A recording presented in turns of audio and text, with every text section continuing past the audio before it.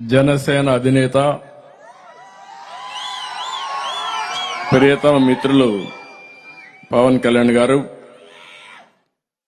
వేదిక పైనున్న తెలుగుదేశం పార్టీ జనసేన నేతలందరికీ ఈరోజు అమరావతిలో మాకు ఘన స్వాగతం పలికిన అమరావతి రైతాంగానికి, రైతు కూలీలకు, ప్రజలందరికీ కూడా పేరు పేరున మనస్ఫూర్తిగా నమస్కారాలు, అభినందనలు, శుభాభినందనలు. మొట్టమొదటిసారిగా భోగి, సంక్రాంతి, కనుమ పండుగ శుభాకాంక్షలు మీకు అందరికీ. తెలుగు జాతి పెద్ద ఎత్తున జరుపుకునే ఏకైక పండుగ సంక్రాంతి. ఆ సంక్రాంతి ఈరోజు మన అమరావతిలో జరుపుకోవడం నేను చాలా సంతోషంగా ఫీల్ అవుతున్నాను. ఒక పక్క బాధ ఉంది, ఒక పక్క హోప్ ఉంది. మళ్ళీ భవిష్యత్తు మంది. తప్పకుండా అమరావతి కేంద్రంగా, మన రాజధానిగా, ఇక్కడి నుంచే పరిపాలనే కాదు అభివృద్ధి కూడా ఈ సంక్రాంతి నాంది పలుకుతుంది. ఇంకొక పక్కన మనం చూస్తే సంక్రాంతి అనగానే మనకు గుర్తొచ్చేది పాడి పంటలు ఇంటికి రాగా బంధువులు, కుటుంబ సభ్యులతో ప్రపంచంలో తెలుగు వారు ఎక్కడున్నా మళ్లీ జన్మభూమికి వచ్చి బంధువులందరితో కలిసి కుటుంబ సమేతంగా ఈ యొక్క సంక్రాంతి పండుగ జరుపుకుంటాం. నాకు బాగా జ్ఞాపకం. మా మిస్సెస్ అయితే 30 ఏళ్లకు మునుపు ఎక్కడ మీరన్నా ఉండండి, సంక్రాంతికి మాత్రం నారావారిపల్లికి రావాల్సిందేని పట్టుబట్టి అందరం కూడా నారావారిపల్లికి పోతున్నాం. అందుకే ఇప్పుడు అందరూ పల్లె పిలుస్తోంది సంక్రాంతికి రమ్మని. ఎక్కడికక్కడ నిన్న కూడా చూస్తే రోడ్లన్నీ జామ్ అయిపోయినాయి. అందరూ కూడా పల్లెలకు వచ్చే పరిస్థితికి వచ్చింది. ఈ సంస్కృతి ఇంకా రావాల్సిన అవసరం ఉంది. భోగభాగ్యాలు తీసుకురావాలని ప్రార్థిస్తాం. ఇప్పుడే మేమందరం కూడా ఇక్కడ భోగేశాం. అన్ని 1-2 కాదు, పాత వస్తువులను భోగి రోజున మంటలేస్తా. చిన్నప్పుడు కూడా చూసేవాడిని నేను. పనికిరాని వస్తువులు, మన ఇంట్లో అడ్డంగా ఉండే వస్తువులన్నీ భోగిలో వేసి కాల్చేసి, అవసరమైతే అందులో నీళ్లు పెట్టి అవి కూడా బాగా కాల్చి స్నానం కూడా చేసి ఉండే పాపాలన్నీ వదిలించుకొని మళ్ళా పుణ్యంతో ముందుకు పోవాలని ఆశతో ముందుకు పోతాం. అందుకే ఈరోజు మీరు చూస్తే ఇక్కడ ప్రభుత్వ అసమర్థ విధ్వంస విధానాల వల్ల ప్రజల జీవితాలు వెనక్కిపోయినాయి. చీకటి జీవోలు, ప్రభుత్వ వ్యతిరేక విధానాలతో మీరంతా కూడా సర్వనాశనం అయిపోయాం. 5 సంవత్సరాలు, నేను 45 సంవత్సరాల రాజకీయాల్లో ఉన్నాను గాని నా జీవితంలో ఏ ముఖ్యమంత్రిని చూడలేదు. ఇది ఒక విధంగా చెప్పాలంటే చీకటి రోజులు. 5 సంవత్సరాలు ఈ అమరావతి దానికి ఒక ఉదాహరణ. మీరు బండి ఇబ్బందులు చూస్తే మాట్లాడతాను. మీరు బండి ఇబ్బందులు అయితే పగవాడికి కూడా రాకూడదు, అన్ని ఇబ్బందులు పడ్డారు. అడుగడుగునా అవమానం.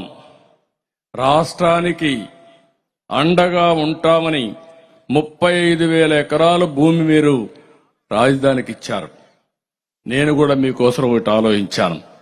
ఇంత ఉదారంగా వచ్చిన మిమ్మల్ని రాజధాని నిర్మాణంలో భాగస్వాములు చేసి పేదరిక నిర్మూలన ఏ విధంగా చేయగలుగుతామో, ప్రజలతో కలిసి సంపద ఏ విధంగా సృష్టిస్తామో దానికి నాందిగా అమరావతి కేస్ స్టడీగా ప్రపంచంలోని మిగిలిపోయేట్టుగా మనం ప్రారంభించాం.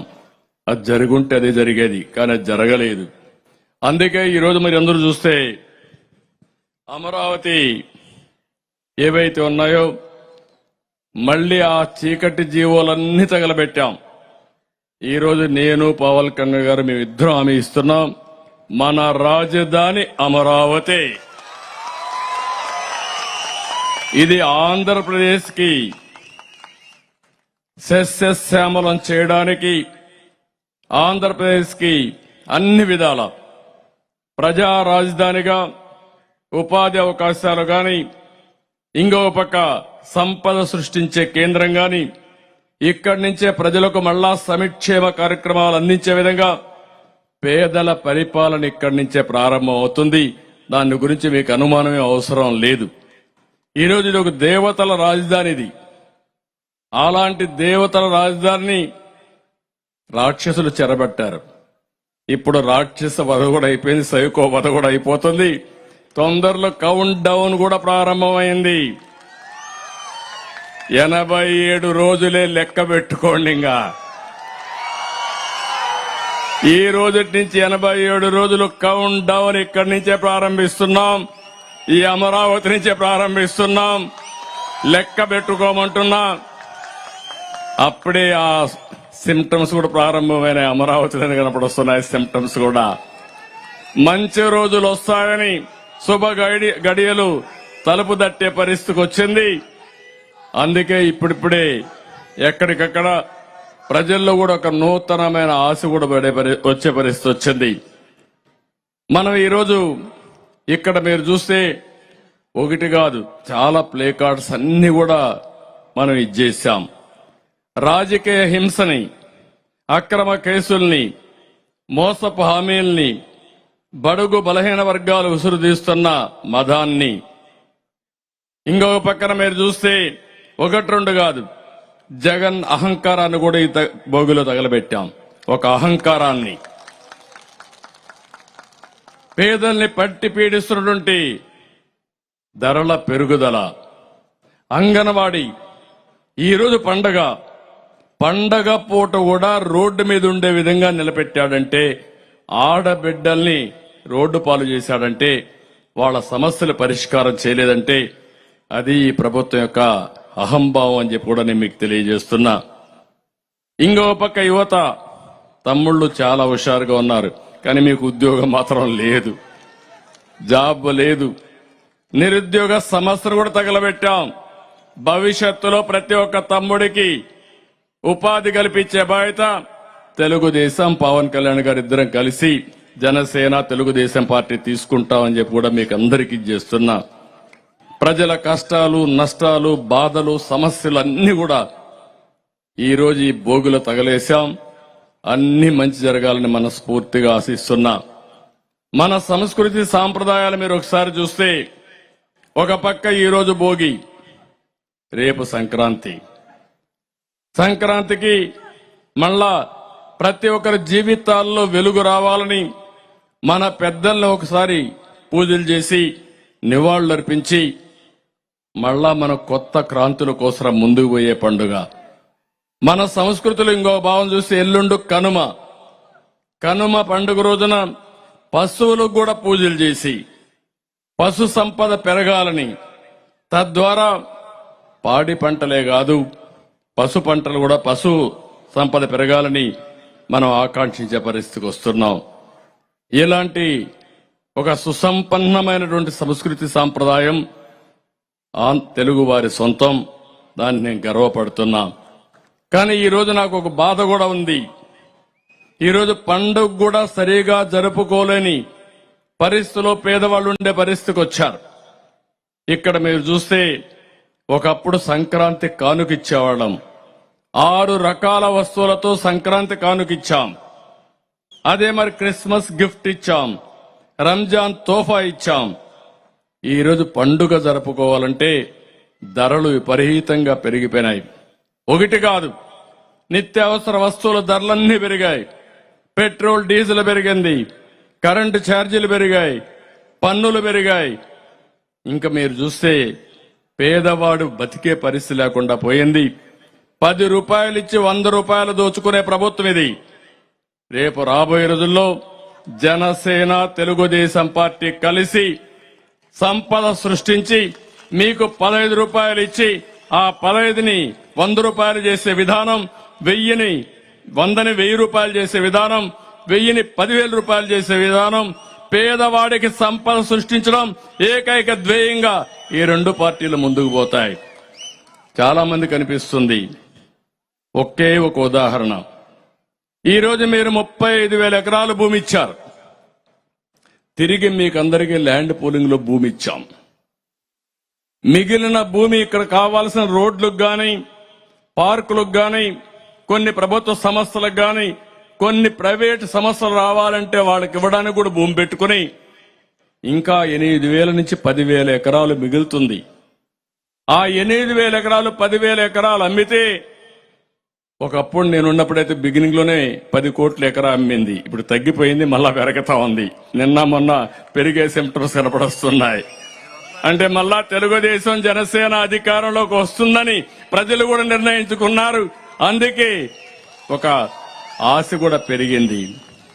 కానీ ఇక్కడ మీరు గుర్తుపెట్టుకోవాల్సింది, ఆ 8,000 10,000 కోట్ల రూపాయలు 8,000 ఎకరాలు కనుక ఉంటే కొద్ది కొద్దిగా మనం అమ్ముకుంటూ ఉంటే, మార్కెట్ రేటుకి అమ్ముంటే 1,00,000 కోట్ల రూపాయల సంపద ఆ రోజుది.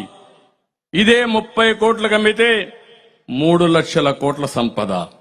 హైదరాబాద్ లో మీరు ఒక్కసారి ఆలోచిస్తే, హైటెక్ సిటీ ఎదురుగా నేను మొట్టమొదటిసారిగా ప్రారంభించినప్పుడు ఎకరా 1,00,000 రూపాయలు. అలాంటిది ఈరోజు 100 కోట్ల రూపాయలు అమ్మే పరిస్థితికి వచ్చింది. అంటే ఎన్ని రెట్లో మీరు ఒక్కసారి ఆలోచించుకోవాలి. అది సంపద సృష్టించే మార్గం. ఒకసారి ఇక్కడ బిల్డింగ్స్ వచ్చినా, ఆఫీసులు వచ్చినా, హాస్పిటల్స్ వచ్చినా మళ్లీ ప్రభుత్వ ఆదాయం పెరుగుతుంది. ప్రతి ఒక్కరికి ఉపాధి వస్తుంది. మళ్ళా వాళ్ళ నిత్యావసర వస్తువులు గాని వాళ్ళకి అవసరం కొంటే మళ్ళా దానిపైన గవర్నమెంట్కి ఆదాయం వస్తుంది. అదే సంపద సృష్టించడం దుర్మార్గుడు ప్రారంభించాడు.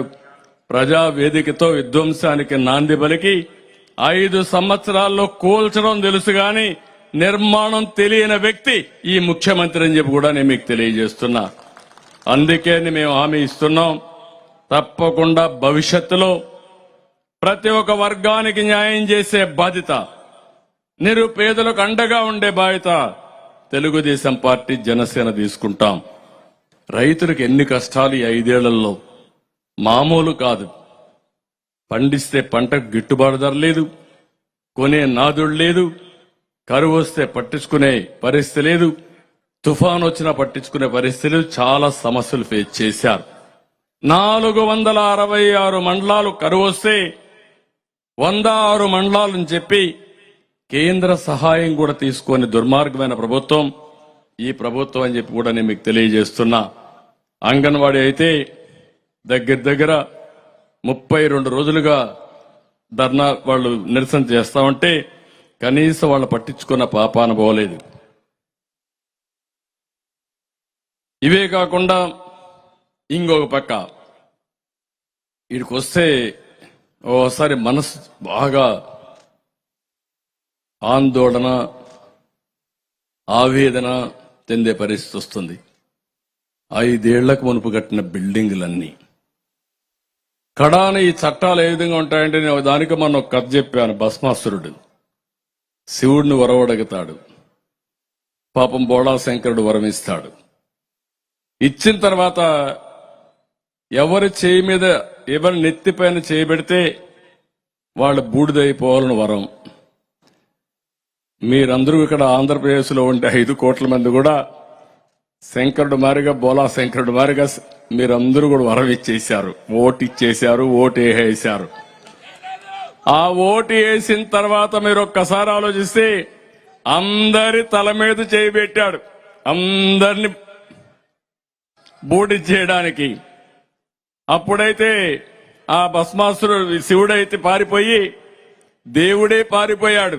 మహావిష్ణువు దగ్గర మొరబెట్టుకున్నాడు, నన్ను తప్పు అయిపోయింది, దుర్మార్గుడికి వరమిచ్చా కాబట్టి కాపాడని అంటే ఆయన మళ్లీ చూస్తే మీరు మహిషాసుర మోహిని అవతారం ఎత్తి డాన్స్ చేసి వీడిని మెప్పించి వాడి చెయ్యి వాడిని తినిపెట్టుకునే పరిస్థితి తీసుకొచ్చి బూడి చేసే పరిస్థితికి వచ్చారు. అంటే భగవంతుడికే తప్పలేదు ఈ కష్టాలు. నేను అందుకే చెప్తున్నా, విష్ణుమూర్తి వచ్చి చేసే వరకు ఈశ్వరుడు కూడా దిక్కు లేకుండా పోయింది. ఇక్కడ ప్రజలు ఓటేసిన తర్వాత అందరి తల మీద చేయబెట్టాడు, పెడుతూనే ఉన్నాడు. ఇంకా బతికున్నాం, అక్కడ బూడిదైపోయారు కానీ ఇంకా జీవోత్సవాలుగా బ్రతికున్నాం. అందుకే నేను అడుగుతున్నా, మళ్ళా మీకు ఒకే అవకాశం, 87 రోజులు ప్రతి ఒక్కరుగా ఆలోచించుకుని కులాలకు అతీతంగా, మతాలకు అతీతంగా, ప్రాంతాలకు అతీతంగా అందరూ కలిసి ఒకే దారికి రావాలి. అది వైసీపీ విముక్త రాష్ట్రంగా తయారు చేసే పరిస్థితి మీరందరూ తీసుకోవాల్సిన అవసరం ఉంది. ఆ ఉద్యమానికే నేను గాని జనసేన గారు గాని మీకు ఇవ్వరు. ఇంక 87 రోజులు ఓపి పట్టాలా, కోర్టుకు పోవాలా? మిమ్మల్ని అభినందిస్తున్నా. 5 ఏళ్లు పోరాడారు. ఇంతవరకు ప్రపంచ చరిత్రలో ఇంత పెద్ద పోరాటం ఎప్పుడూ జరగలేదు. అంత పెద్ద పోరాటం చేసిన ఇక్కడ రైతాంగాన్ని, ప్రత్యేకంగా ఆడబిడ్డల్ని మనస్ఫూర్తిగా అభినందిస్తున్నా. మామూలుగా జరగలేదు. కడాన మిమ్మల్ని చూస్తే ఇక్కడ అడుగడుగునా మిమ్మల్ని హింస చేశారు. ఇక్కడే మా పోలీసులు ఉన్నారు. పాపం వాళ్ళని నేనేం మాట్లాడను గాని వాళ్ళు చేసిన అరాచకాలైతే రాక్షసులు కూడా అంత అరాచకాలు చేయరు. అన్ని అరాచకాలు చేశారు ఈ పోలీసులే. రేపు మళ్ళా మీకు జిందాబాద్ కొట్టబోయేది కూడా ఈ పోలీసులే. తొందరలో వస్తారు మళ్ళీ మీ దగ్గరికి. వచ్చేట్టుగా చేస్తున్న అదే ప్రజాస్వామ్య విశిష్టత. నేను చాలా విన్నాను, చాలా చూశాను. ఇన్ని రోజులు మీరు ఆందోళన చేస్తా ఉంటే కడానిక్కడ ఆడబిడ్డలుంటే ఆందోళన చేయనీయకుండా చేయడం కోసం డ్రోన్స్ పంపించి బాత్రూముల పైన ఎగరేసే పరిస్థితికి వచ్చారంటే, మీరు పాదయాత్ర నడుస్తా ఉంటే భోజనం చేయడానికి టెంట్లు వేయనీయకుండా మిమ్మల్ని రోడ్డు మీదనే భోంచేసే పరిస్థితి తీసుకొచ్చారంటే, ఇప్పుడు కూడా అన్నారు ఈ స్కూల్ ఎట్టిచ్చారు పాపం వాళ్ళు ఏం చేస్తారని. అంత భయం ఉంది. అంటే ఒక దుర్మార్గుడు పాలనలో వేరే రాజకీయ నాయకులు వచ్చి ఇక్కడ స్కూల్లో మీటింగ్ పెట్టాలన్నా భయపడే పరిస్థితికి వస్తున్నారంటే, ఇవన్నీ కూడా మనం చూస్తే దీంట్లో ఆశ్చర్యం లేదు. ఇప్పుడే రామకృష్ణరాజు ఒక ఎగ్జాంపుల్ చెప్తున్నా మీకు. రఘురామకృష్ణరాజు ఆయన ఈరోజు రఘురామకృష్ణరాజు ఒక ఎంపీ అరెస్ట్ చేసి ఆయన విభేదించాడని విమర్శించాడని అరెస్ట్ చేసి పోలీస్ స్టేషన్లో సిబిసిఐడి పోలీస్ స్టేషన్లో విపరీతంగా కొట్టి మళ్లీ అతన్ని జైలుకు పంపించారు. ఆ రోజు మీరు చూస్తే ఎంత భయంకరంగా సిచ్యువేషన్ అంటే, మేమందరం బయట ఉన్నాం. ఇక్కడ నేరుగా హైకోర్టుకు వెళ్ళాం, సుప్రీంకోర్టుకు వెళ్ళాం, ప్రెసిడెంట్కి లెటర్ రాశా, ప్రైమ్ మినిస్టర్ లెటర్ రాశా, గవర్నర్కి లెటర్ రాశా. అయినా కూడా కొట్టారు. కొట్టిన తర్వాత ఆయన్ని మళ్లీ సుప్రీంకోర్టు ఇంటర్ఫియర్ అయ్యి హైదరాబాద్ మిలిటరీ హాస్పిటల్కి పంపించి హైదరాబాద్ మిలిటరీ హాస్పిటల్లో సర్టిఫికెట్లన్నీ తీసుకుని ఆయన కొట్టిన మాట వాస్తవాన్ని ధృవీకరించారు. ధృవీకరించిన తర్వాత సుప్రీంకోర్టులో వేశాడు మళ్ళీ ఆ కేసు. ఇంకా ఆ కేసు అట్లే పెండింగ్ ఉంది. ఒకసారి హైదరాబాద్ నుంచి ప్రధానమంత్రి గారు వెస్ట్ గోదావరిలో ఆయన నియోజకవర్గంలో మీటింగ్ పెడితే ఆ మీటింగ్కి వస్తున్నాడు. మీటింగ్కి వస్తా ఉంటే అల్లూరి సీతారామరాజు గారి యొక్క విగ్రహావిష్కరణ కోసం ప్రధానమంత్రి వస్తే ఆ మీటింగ్కి పోవాలంటే ఆయన ఎక్కిన ట్రైన్ ఏం చేస్తారో తెలియకుండా చంపేస్తారనే భయంతో మళ్ళా మధ్యలో దిగి పారిపోయాడు. అప్పటి నుంచి ఇక్కడ రాకుండా ఒక ఎంపీ ఈ రాష్ట్రంలో వాళ్ళ ఊరికి కూడా రాకుండా, నియోజకవర్గానికి రాకుండా 5 ఏళ్లు ఢిల్లీలో ఉన్నాడు. నిన్న మళ్ళా వాళ్ళ ఊరికి పోవాలంటే హైకోర్టుకు వచ్చి నన్ను అరెస్ట్ చేయకుండా ఒక ఉత్తర్వు ఇవ్వమంటే, ఒకవేళ అరెస్ట్ చేయాలంటే 41A ఇచ్చిన తర్వాత అరెస్ట్ చేయమంటే మొట్టమొదటిసారిగా 5 ఏళ్ల తర్వాత లాస్ట్ లో ఈరోజు హైకోర్టు ఆర్డర్ తో వాళ్ళ ఊరికి పోయాడంటే ఒక ఎంపీ. Can you imagine? మొన్నే ఒక అతను అమెరికాలో తెలుగుదేశం పార్టీకి జనసేనకి మనం పోరాడే విషయాల్లో అక్కడక్కడ పోస్టులు పెడుతున్నాడని వాళ్ళ తల్లికి బాగాలేకపోతే యశస్వి వాళ్ళ తల్లికి బాగాలేకపోతే వచ్చాడు. వస్తానే ఆయన్ని అరెస్ట్ చేశారు ఎయిర్పోర్ట్ లో. అరెస్ట్ చేసిన తర్వాత పాస్పోర్ట్ లాక్కున్నారు. ఆ పాస్పోర్ట్ లాక్కుంటే కోర్టుకు వచ్చి పాస్పోర్ట్ మరి లాక్కున్నారంటే చెప్పారు. 41A నోటీసులు మేమందరం పోయినాక పంపించారు. మళ్లీ తిరుపతిలో కేసు ఇచ్చారు. మళ్ళా అక్కడికి రమ్మని అమెరికాకు పోకుండా అడ్డుపడి ఆయన పాస్పోర్ట్ కూడా లాక్కొని హైకోర్టు చెప్పినా వినలేదంటే ఏమన్నాలో మీరే ఆలోచించండి. ఈ రోజు ఇక్కడ ఉంది. ఈ బిల్డింగ్లన్నీ ఉన్నాయి, మీరు చూస్తున్నారు. ఆ రోజు మనం కట్టిన అమరావతి అసెంబ్లీలోనే సమావేశాలు, మనం కట్టినటువంటి సెక్రటరియట్ లోనే కేబినెట్ సమావేశాలు, హైకోర్టు ఇక్కడి నుంచే ఫంక్షనింగ్. వీళ్ళ కోసం మామూలుగా ఇన్ని జరుగుతా ఉంటే, అరాచకాలు జరుగుతా ఉంటే కోర్టులు కూడా ఏమీ చేయలేని నిస్సహాయ స్థితికి వచ్చాయంటే ఎంత ఆశ్చర్యం వేస్తుందంటే, ఇక్కడే రోడ్డు వేస్తే ఆ రోడ్డు మట్టి కూడా దూకొని పోయే పరిస్థితికి వచ్చారు, మెటల్ దూకొని పోయే పరిస్థితికి వచ్చేశారు. ఇక్కడ ఇసుక మెటల్ పెడితే మొత్తం దొంగిలించుకునే పరిస్థితికి వచ్చారు. హైకోర్టు యొక్క జడ్జెస్ కట్టినటువంటి ఇండ్లు కూడా పూర్తి చేయలేదు 5 ఏళ్ల తర్వాత. ఎమ్మెల్యేలకు కట్టిన వాళ్లకు, స్టాఫ్ కట్టిన ఇండ్లు ఏది పూర్తి చేయలేదు. కానీ ఎంత అవస్థపడ్డారంటే, మీరు నిన్న కూడా అమరావతి కాకుండా 3 రాజధానులని విశాఖపట్నానికి పోతానంటే మళ్ళా మీరు ఫైట్ చేసి కోర్టుకు పోతే మళ్ళా సుప్రీంకోర్టులు రావడం, మళ్ళా హైకోర్టుకు రావడం, మీరు ఎక్కిన గడప దిగన గడపే లేదు. 5 ఏళ్లు మీరు పోరాడారు. Hands off to you. మీ ధైర్యానికి మెచ్చుకుంటున్నా. మీ గెలుపు అమరావతి గెలుపే కాదు, 5 కోట్ల ఆంధ్రప్రదేశ్ గెలుపు, తెలుగు జాతి గెలిపేది. తెలుగు జాతి కోసం మీరు త్యాగం చేశారు. అలాంటి త్యాగం చేసిన మీ యొక్క త్యాగం వృధాగా పోదు, తప్పకుండా న్యాయం జరుగుతుందని చెప్పి నేను ఆకాంక్షిస్తున్నా. మీకందరికీ మనస్ఫూర్తిగా తెలియజేస్తున్నా. ఈరోజు సంక్రాంతి సందర్భంగా నేను ఒకటే మిమ్మల్ని అందరినీ కోరుతున్నా, ఎవ్వడు కూడా ప్రపంచంలో ఎక్కడా చేయడు. ప్రపంచంలో 3 రాజధానులు అనేది ఎక్కడా లేదు. ఎలక్షన్ల ముందేం చెప్పాడు ఈయన? విశ్వసనీయత గురించి మాట్లాడతాడు. ఎలక్షన్ ముందు చెప్పింది ఏంటి? అమరావతి రాజధానిగా ఉంటుంది, నేను ఇక్కడే ఇల్లు కట్టుకున్నా, ఇక్కడే ఉంటావని చెప్పి నమ్మించి ఓట్లు వేయించుకొని వస్తానే 3 రాజధానుల ముచ్చట 3 ముక్కలు ఆటాడే పరిస్థితికి వచ్చాడు. అంటే 10 సంవత్సరాలు అవుతుంది రాజధాని లేకుండా చేశాడు. నేను ఒకటే హామీ ఇస్తున్నాను, మేమిద్దరం కూడా విశాఖపట్నం ఒక ఆర్థిక రాజధానిగా తయారు చేసే బాధ్యత మేము తీసుకుంటాం. ఆ ప్రాంతాన్ని అన్ని విధాలు అభివృద్ధి చేస్తాం, దాంట్లో అనుమానమే లేదు.